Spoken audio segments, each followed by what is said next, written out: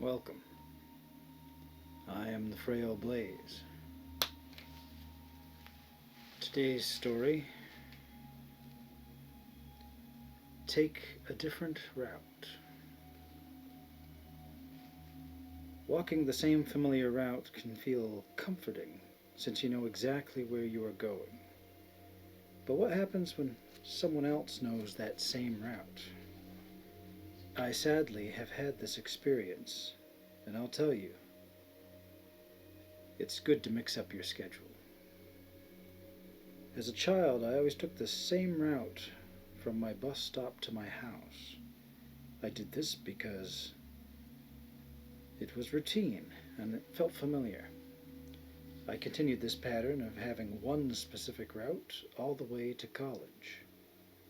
Only then did I even consider taking a new way. My freshman year of college, I took one walking path to all my classes. I'd leave my room at 8, walk 10 minutes to Spanish and arrive by 8:10. Leave Spanish and arrive at English by 9:20. Leave English and arrive at Gender and Women's Studies at 10:40. And finally, leave Gender and Women's Studies at 11:40 and arrive back home by 12. I even allowed time to get lunch or hang with friends after class. On Wednesday nights, I'd walk on the outskirts of campus with my friends. There we talked and enjoyed each other's company. On Thursday nights, I went to choir and usually took the long, more quiet way back home. This all changed when I began to notice him. I didn't know who he was, but I did know that I'd seen him on more than one occasion, usually when I was alone and rarely when I was with others. He was a shadow at first. I thought he was a student, but I soon realized there wasn't a student on campus that looked like him. He seemed to know where I was at all times. Late at night, I'd notice him following me. One night, I was headed home from choir when I had a gut feeling. I'd never known this feeling before. It was like a deep feeling of dread. And there was this little voice in the back of my head telling me, "Do not go this way." I cautiously looked around, and there he was. The man, my shadow, my follower, sitting on a bench which I passed after choir regularly. He didn't look at me, but he was different. His demeanor was off. Whenever he followed me before, I felt no fear, but I did feel observed. This time, I felt a deep, unnerving fear when I saw him. It made my stomach fill with dread, and my heart beat fast. Luckily, he was turned away from me, and he hadn't seen me yet. Before he noticed, I turned on my heel and quickly walked into the cafe hall. I stayed there for a bit, hoping he'd had left by now so I could head home witut him seeing me. It was about 10 p.m. this time, and the hall was closing, so I had no choice but to walk home alone at night. As I stepped outside, I still felt uneasy and very, very jumpy. At first, the walk home was fine, as I kept checking behind me, scared that he'd be there. Suddenly, the gut feeling was back and worse than before. I turned and looked around frantically, searching for him, and then I saw him, waiting in the thick, overgrown, cultivated area. It was dense, but I saw him waiting there, his body barely showing as he crouched down. I was only 5 minutes away from home, and I had two choices.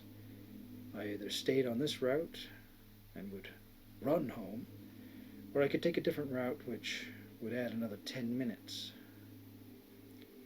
I sighed and decided I would take this route, but I would run. I knelt down and set my bag next to me, making it look as if I was tying my shoe, when in reality I was grabbing my keys out of my bag.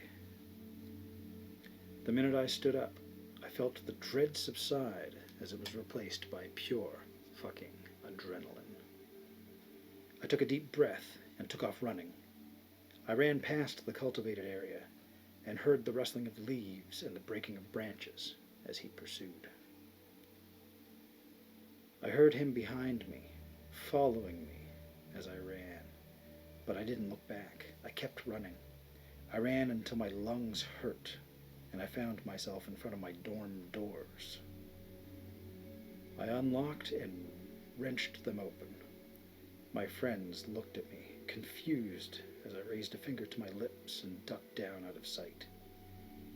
After 10 minutes, I peeked out of the window and saw no sight of him. I asked my friends if they'd seen someone, a man, looking for me. They told me they had. He had come into view seconds after I ran inside. He was breathing heavily, and, most concerning, he had a knife. They watched as he looked around, searching for something, searching for me. They told me he'd done this for 5 minutes before walking out of sight. That night, I told them everything. They believed me, and for the next week took to escorting me around campus. They took turns walking me to class, to and from my choir practice. My friend even accompanied me as I talked to the school and gave them a description of the man who followed me. The school assured me that I was safe, that they would take care of me. Luckily, my schedule changed a week later, and I found myself exploring different routes. I still checked behind me to see if he was there, but luckily, he never was. A week later, my friend pulled me aside and showed me a news article. It described the man had been caught robbing and murdering a young woman just a mile or so from school. They also described how he stalked his victim and knew her schedule before robbing and murdering her. My blood ran cold as I saw the perpetrator's picture. It was him, the man who followed me.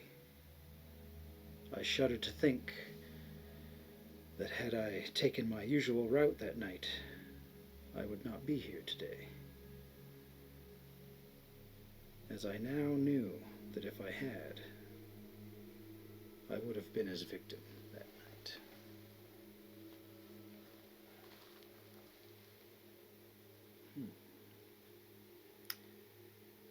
An important lesson, but one that is only effective if you are already being stalked by someone. Let me know what you thought in the comments below. I do hope that you join me for more Frailblaze Tales.